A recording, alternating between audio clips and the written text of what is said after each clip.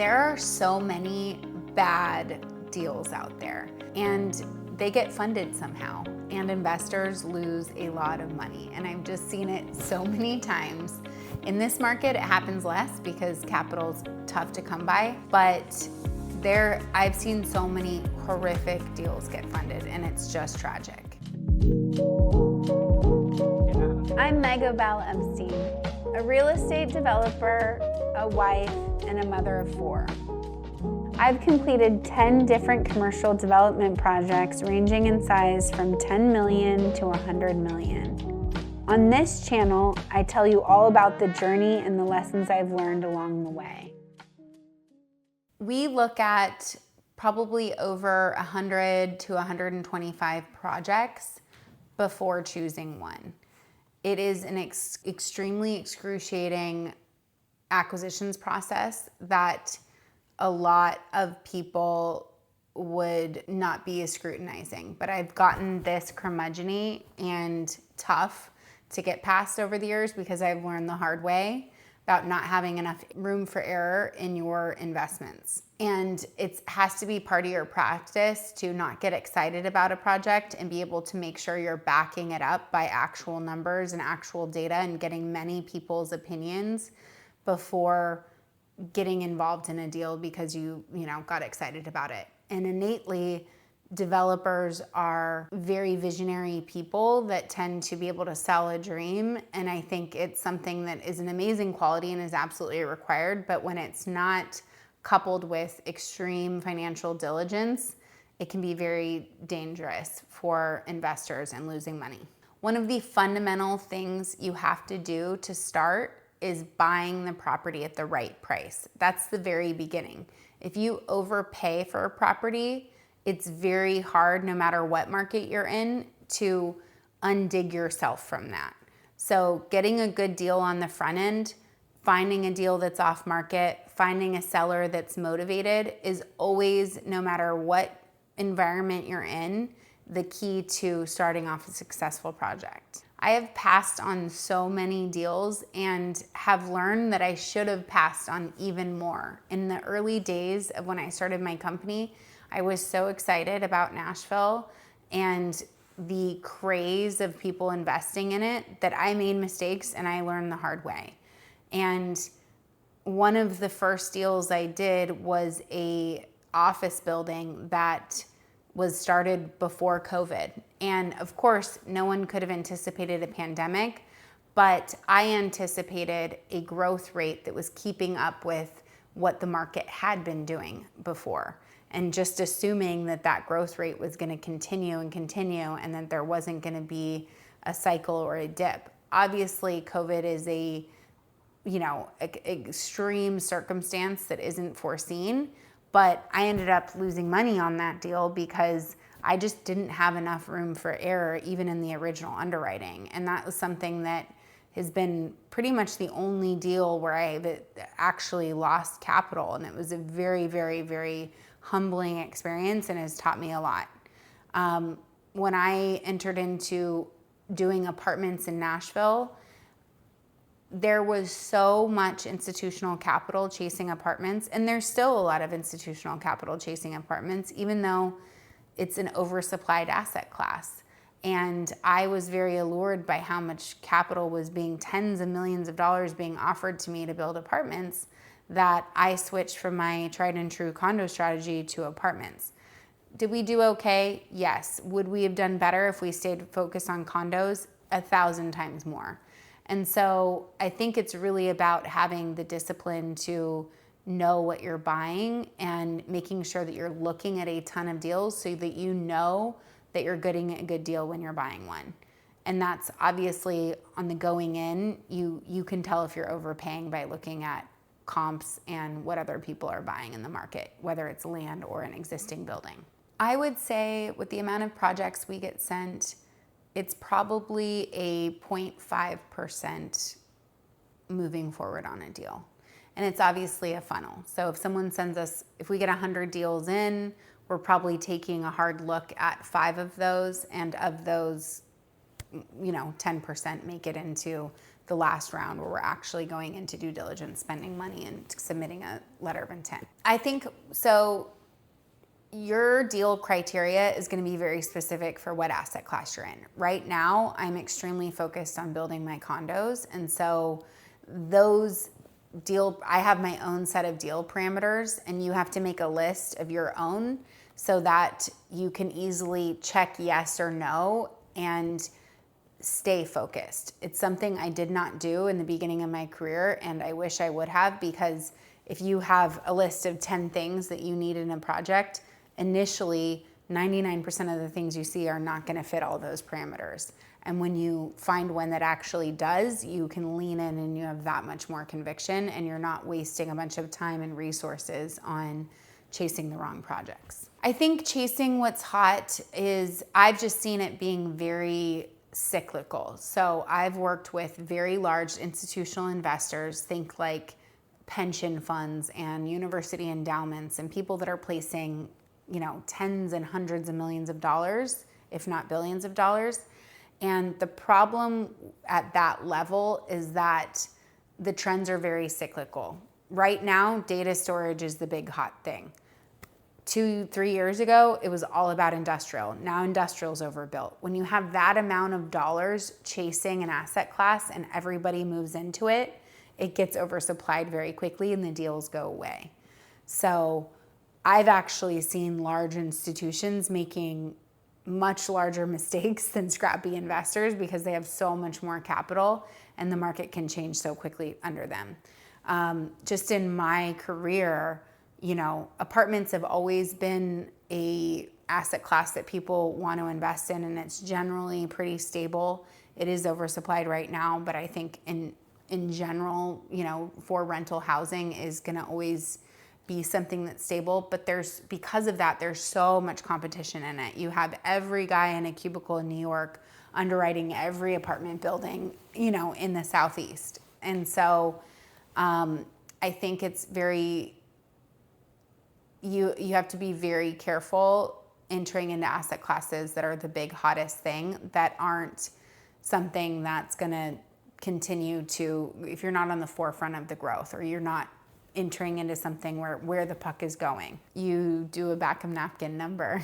So it's the back of napkin, which is, what I refer to a lot, is just basically, hey, if I buy it for X amount and I have to put in Y amount, can I sell it for, way more than what I bought or have in it?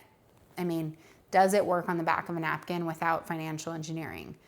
Anytime I've had to tweak pro formas or tweak numbers to make something work, it's never worked. What makes the deal too skinny is if you add 3 years to it, does it still make you enough money? Because a pandemic can happen, interest rates can rise, we can enter a war in the Middle East. You have to have enough time in your model to where your deal will work if it takes 3 years longer than what you think it will. Same on costs. I've seen costs escalate by 20 to 30% just since COVID. And a lot of people had owned projects or properties that were not anticipating that. So you have to have enough contingency in your budget. I would think on an overall basis, at least 10 to 20%. Is healthy, to where you're not going to lose money if that happens. Obviously, you're not going to make as much, but you just want to be very conservative in that underwriting. I've found all of the good deals I've ever made a lot of money on through personal relationships, honestly. Even when I've entered into markets that I don't live in outside of Nashville, it has come from my professional network of personal relationships. Also very scrappy brokers. I find that brokers at the big shops aren't as hungry, and they're sending you things that, 1,000 investors that have tons of capital are looking at, so you're not really going to be able to compete.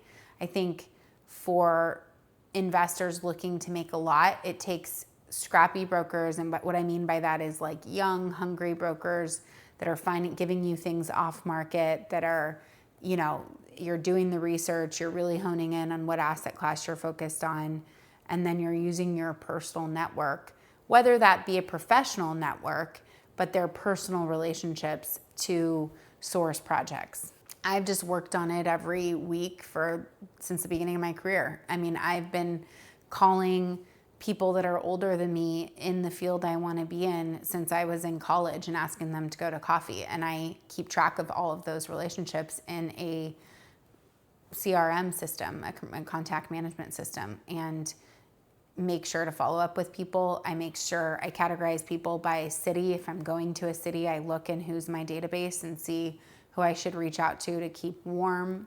I'm also in professional organizations that are very specific to my field. So you can, if you're going into an industrial data storage asset class, you can attend conferences centered around that asset class, and all of those people there are interested in that same thing. You can keep that list, reach out to those people on LinkedIn, reach out to them in person, and then just through your own network of, where you went to college, where you grew up. I mean, there's a lot of people that know a lot of people that, if you constantly tell people what you're doing, people will approach you and go, oh, hey, I think, people just come to me now because I've been doing it for so long and they know exactly what I do. That if they find something that they think is a fit for me, they send it to me. Networking's tough because I'm such an, I want to know what my return on investment is. I'm such a spreadsheet person, and networking's so, you never know.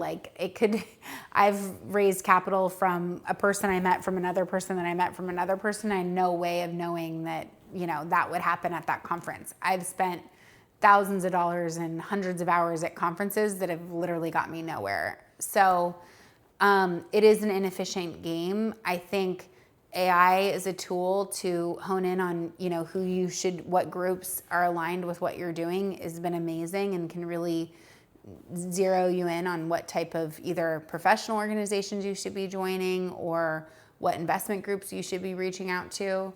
But I would say no matter what, when you're networking in the beginning of your career, in the beginning of your company, you have to put a lot of time in. You have to be at the events. You have to shake a lot of hands. You have to reach out to a lot of people. But don't waste people's time if they're a lot more senior in their career than you. Try to do something that, try to do research on people before you meet with them, and pick and choose who you're going to be spending your time with, and reflect on how productive it was. I used to go to a lot of networking happy hours, and I just completely cut that out because it just wasn't enough of a return on my investment. It could be if you're in marketing and PR, that could be a high return for you. But really reflect and make sure to be diligent about your schedule going forward, and not do the things that are, just social if you're just trying to get somewhere, if you're very ambitious and trying to get somewhere professionally. So the concept of an investment committee is something that happens with all institutional investors that I've ever known, and a lot of more family office type investors. And the idea is that there's a committee of people that meet on the deal to approve it, so that if one person's idea of a good deal is different, that you're getting consensus from a wide array of experiences and opinions. And it's a very good common practice in real estate if you're deploying a lot of capital. If you're an individual investor, you can set up your own investment committee. And that just means that you can get people like mentors to weigh in. I have my board certain members of my board attend my investment committee. So the way that works is we put a deal in under contract, we start doing due diligence, and then my team prepares all of the information about the project. What we are gonna build, how much is it gonna cost, how much we're paying for the land, how long is that land gonna take to close on, how much time do we have to close, what are the risks in closing, how much capital am I gonna spend before I close on that land, what is my overall business plan, how much contingency do I have, what if a pandemic happens, what if inflation doesn't curb, what if it takes forever longer. We run different scenarios, and we basically have a very thoughtful brainstorming type meeting with people that have a lot more experience than me, and a lot younger experience, and people that are better at things I'm not is great at.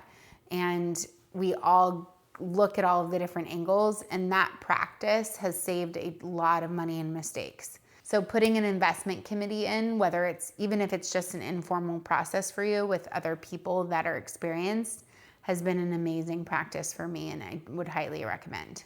I hope you found that helpful. Make sure to allow plenty of room in your underwriting for higher costs, more time, and put in an investment committee process if you're a real estate investor starting out. If you want to find out more about how I structure my deals to get funded, please watch this next video.